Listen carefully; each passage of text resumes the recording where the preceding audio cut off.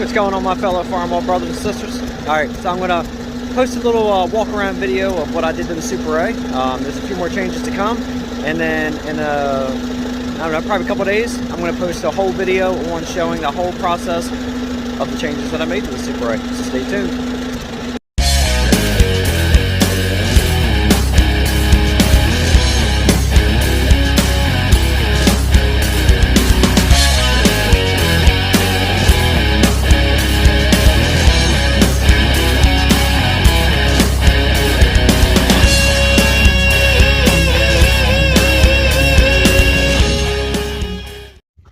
Alright, my friends, so I did a little thing to the tractor. I wanted to replace those rims because the rims were nice, but they weren't up to this Super A nice. So I went ahead and got some new back rims for it. I wanted to keep the originals, but unfortunately for the condition of this tractor, the pits were a little too heavy on it, so I had no choice but to replace them. So I got a set of Titans. I'll go ahead and I'll do a shout out to the company I got them from up here in PA. But then I went ahead and I stripped the rims, and then I went ahead and powder coated them. I used Prismatic powders, Super Chrome Plus, and then I used their Clear Vision and actually went over top of it. Now, you can powder coat the chrome and leave the chrome. Problem is, if you leave the chrome as is, I mean, depending on how often it's in the weather and stuff like that, moist conditions, it can oxidize it, and it can actually start to turn like a brown, sometimes black specks. It can actually change it. So unfortunately, you have to put a clear coat on it. It was really super chrome, as they say, without the clear coat. It still came out really good. I'm tickled with the way it came out on this tractor. If it would have been super bright, I think it would have stood out a little too much, but I think the brightness on it is probably, I don't know, I think it's just enough where I think it actually works for this tractor, because it picks up on that stainless exhaust, which is what I was going for, and it helps pick up on a lot of the zinc parts, bolts and lift arm, the pins and stuff like that. So I like it. Two more, let me see, 1, 2, 3 more things I'm going to change on this tractor before it actually goes to a show. So the next couple of videos will actually be of things that I did to it, but I also want to let everybody know that I am still making steps. I have had people ask me for steps, and every time I get 8 to 10 I've made, they get sold. So I'm letting everybody know I do have 7 steps right now available still. They're either going to be for a Cub or the A, the Super A, the B, the 100, 130, 140s. And they are powder coated in the red, and they are going to be powder coated in the black if you choose. I was thinking of doing the implement blue, but I haven't really got enough feedback on everybody if they want the implement blue, so I haven't done it. So I will go ahead and just wait till I hear from everybody. But if you do want one of these steps, 7 Valleys Farmalls at gmail.com. As again, 11 gauge steel. They're heavy, they're braced, they're powder coated, they come with mounting hardware, they come with the grip tape. I have one on this. I love it. I mean, to get on these A's, it's so much easier. I'm going to spin this camera around and I'll climb up on it and I'll show you how easy it is. And then I'm going to do a walk around, kind of show this thing, and then we're going to drive it back home. So let me flip it around. All right, so here's my steps. Like I said, everything fits beautiful. Comes with my little logo on there. It's a brass plate with the copper rivet. Again, fully powder coated. And let me see if I can hold this without slipping and falling. But as you see, 1 foot, boom, boom. So much easier to get up on these A's and the Cubs. Whether you're young, whether you're old, whether you just got bad knees, the distance of the step really helps. Now, make sure that you guys know that, obviously the way I have that flat plate on there, if you have your the drawbar parts underneath there, all you gotta do is put your spacers on here, and you can space this part away since it's going to be bolted on the bottom end, and then you just put your step accordingly. That's why I have this on the angle like this, so if you have to move it over, the angle still works. I had the angle between here because I have the rims tipped out the right way, so make sure you know if your tire is turned and it's in closer, you're going to have to shim the step over. If you have implements, you're going to have to put spacers. Unfortunately, that's the only choice we have on these A's, and honestly, it works. I like it. I love it. It's easy to get on. So anyway, so let's get to what we did. So anyway, got the old girl all shined up out here, taking for a nice drive. It's I don't know, probably in the 40s, a little breezy, but not bad. But those rims look so much better. There's a nice view. See, we got a nice shine to it.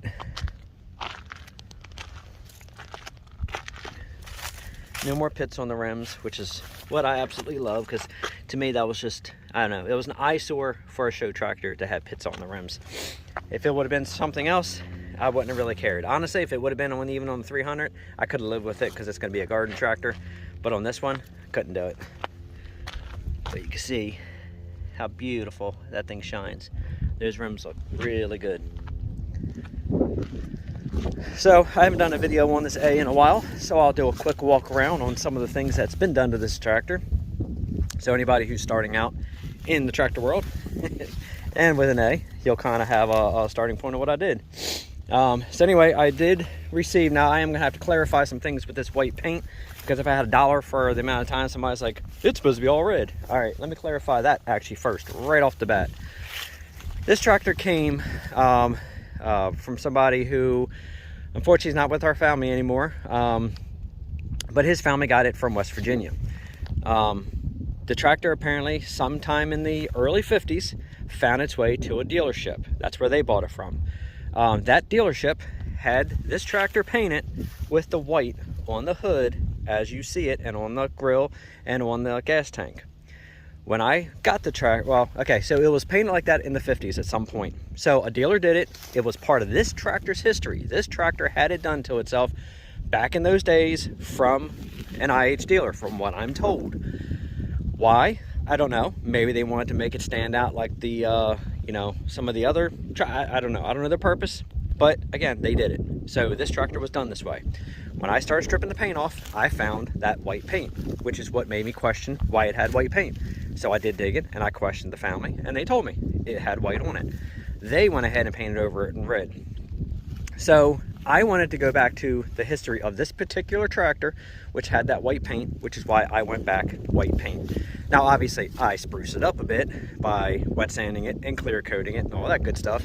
And by, you know, having stickers made, like here, that actually is red over the white instead of having white over white. So I had all these stickers made. So as you see, it's not the Mylar.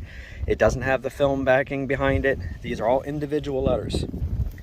So I changed that, yes.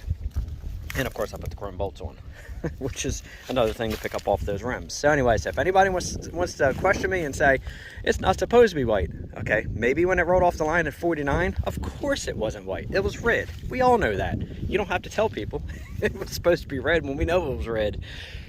But it was done from a dealer. I liked it. I wanted it to be different because there's thousands of red A's out there. How many red and white ones do you say? Not many. I like to be different. I wanted it different. And personally, I think it worked for this tractor beautifully. If I had a choice back in 49, if I was on the board of, you know, design committee and somebody would have threw out the idea of white, man, I would have jumped all over it. I would have said absolutely, because this is how the Farmall could have looked. And man, I tell you, it would have set another precedent on just the looks of it alone versus, you know, how these tractors ran. So anyway, so let me get to now the story. So the story of the A was, it came from, you know, somebody who used to be in the family, and it sat in the driveway for about 10, 11 years, no cover on the exhaust. So the motor was filled up with water. Luckily, it didn't freeze and crack the block, but the motor was froze up solid. The valve trains, the valves, the inside of the head. There's pictures, there's videos, you know, that I have posted that shows it. The cylinders, they were rusted solid. There was absolutely no freeing her up, no moving it. It was done. They were going to actually probably, next step was going to be scrapyard. So anyway, so once we got it drug home, I went ahead and started the rebuild. I rebuilt the engine on it. I put all new piston sleeves, bearings. I did the head work myself. I did the valve job. I did the valves, the guides, the springs, everything. Got it together, got it running. It fired up the first try. Beautiful. I did have a Chinese carburetor on it when I first started tinkering with it. And because this carburetor here was, again, rusted solid inside, it was really bad shape. Because the way they didn't have the cleaner on the exhaust, so it went down and filled up and started filling up inside, you know, the carburetor, and everything was done. So don't run a Chinese carburetor. You're going to get probably maybe 1 out of 5 might work good. Other than that, it's easier and it's more of a peace of mind to rebuild the original, put the original carburetor back on. That's the Zenith, and this thing has run like a charm ever since I put that original carburetor back on. I opted, instead of the original fan, I went with the new sealed bearing style fan because, you know, instead of having to fill up with oil and have oil slinging all inside there, I went with the more modern fan. But for the most part, most people won't be the wiser, except the actual purists who actually will realize that there's nowhere on there to oil that. So anyway, so once I rebuilt the motor, got everything running, it started from there. Everything got tore apart. I mean, every nut, bolt, everything, brakes and the final drive, seals, everything was taken apart on this tractor. And again, you can look at my past videos, you'll see what I did. The steering was the biggest thing. That steering was absolutely awful on this tractor. You could actually turn the wheel from probably about, I don't know, if you were driving straight, you would have to almost turn it more than half a turn to 3/4 turn to the left or to the right to get this thing to steer. It was god awful. So if you check out my past videos, you'll see what I did. I took the front of the bolster apart, I took the gears out, I took the sector shaft out. I did a lot of work actually welding and file fitting and precisely fitting all the parts together in this front end, besides changing the bearings and everything. And I tell you, shimming the keyway to make it snugger, as far as pushing it up, and as far as the 3 fingers on the sector shaft, welding those, welding the hole for the bolt that actually holds onto this front arm, and then I went ahead and re-drilled it and got a snugger fit to get ahead and get everything together. It took absolutely every bit of slop out of this front end. This thing is tight. I guarantee it actually is tighter than it was when it came from the factory. That's how good it works. So if you want to see how I did it or I have any questions on it, make sure you hit me up and I'll try to walk you through what I did. But the steering is absolutely gorgeous, beautiful in this tractor. It's a joy to drive. Same thing, rebuilt the magneto on it. That had the coil somebody mounted over here on it. I did not like that at all. I rebuilt the mag, and honestly, the mag works fine. It's a 6-volt system, and this tractor fires up the fastest it can be. I mean, it has no issues. The batteries stay charged. I can run the lights on it. I'm happy with it as a 6-volt on this tractor. I went ahead and went with the almost like the original, cloth looking wires. I like those. They actually have been working really good. They haven't been arcing, no issues out of that. Tires came off eBay. I think at the time I spent like, I don't know, $400 and maybe $50, maybe somewhere in there. Free shipping on the back tires, couldn't beat it. Same thing, Carlisle front tires, got them for a decent price. They were, I don't know, like $170 for the pair with tubes. The mat came off of eBay, and I took off the heel guard and mounted it under there, so if this thing gets trailered, my mat won't blow off. The ID tag, I laser engraved the serial numbers and all back in the new ID tag. Cerakoted all the rods because I wanted everything to stand out a little nicer. Had to rebuild the shaft for the steering because this arm right here was actually, instead of being here, it was all the way down to here. So the shaft was really bad shape. From everybody through the years, grabbing the steering wheel, giving it a tug, and pulling themselves up from the ground to there, has snapped it. I went inside, I welded inside where that heavy angle's inside there. I welded it back inside the cavity, closed it all up, welded around the top, sealed everything up. I mean, she is tight as can be, but I have a step. So either way, it makes it easier to get up. So if you want one of those steps, make sure you hit me up. Let me see what else. Yeah, there really isn't much I haven't done. I pretty much did every bit of detail to this tractor you could possibly do. I made seals for the back for the rock shaft. These are all laser cut seals. If you want any of these, make sure you hit me up also, 7valleysfarmall@gmail.com, and I can hook you up with a set of seals. Like I said, it works real nice if you have like a show tractor or you just don't want all the grease by any chance pumping out or pumping against the fender and killing the tractor any more than they have been through the years. This actually helps keep that grease off those fenders, so that actually works out very well. Again, as you see from the back, absolutely gorgeous. Now, I didn't just paint the surface of this tractor. Everything underneath, I laid on my back and wire wheeled and scrubbed and cleaned every single crevice part of this tractor to the point where it's not just pretty from the top. This thing looks just as good from that underside. I made sure I got everything on this tractor. So no matter where you look, where you lay, it's painted, it's cleaned, it's done, it's been rebuilt. Anyway, I think that's about, I mean, in a nutshell, that's about as much as I can detail on this thing without going through my past videos and seeing everything I did to this tractor. I did recently replace the band for the generator finally. I found these from a guy on eBay for $6. It had the original on there because it's the original generator. It had some marks on it. I didn't like it, but for $6, couldn't beat it. So I replaced that. And then all the missing parts that were on this tractor. I was missing the shroud and everything for the radiator, so I got that. Had the radiator pressure tested, since even this is not a pressure system. I had them pressure tested to about 10 psi. Everything held up very well. Had to find the lift arm. All this was missing. Found that from a guy in Jersey.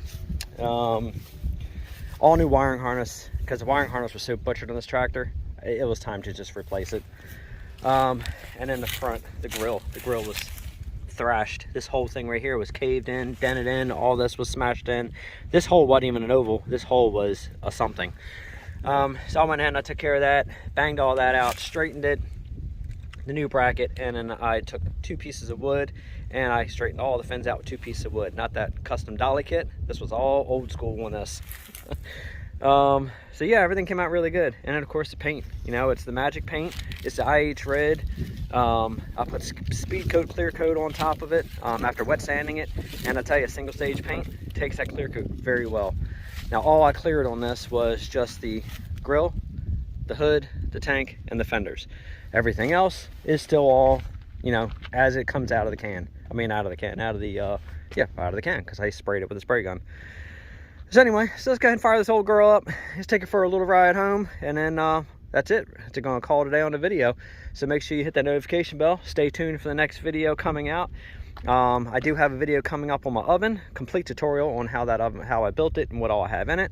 And I have another one coming up showing the whole process of powder coating these back rims.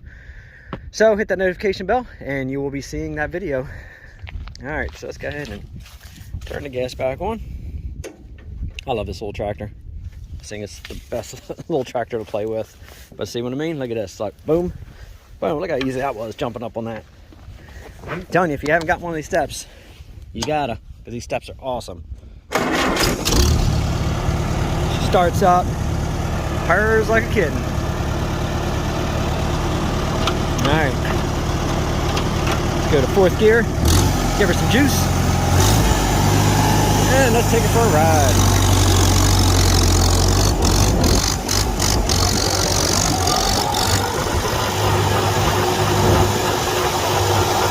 Gotta love straight cut gears. I love the whine actually. But this old girl runs so smooth.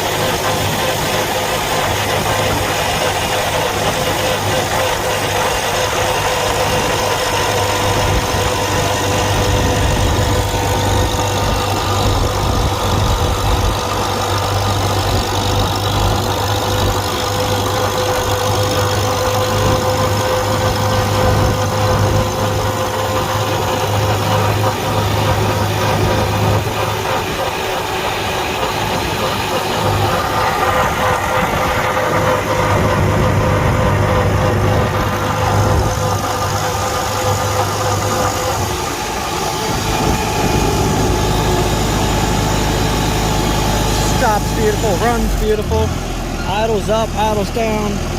Couldn't ask for much more. Alright my friends, make sure you hit that notification bell, like, subscribe, and share. And until next time, thanks for watching.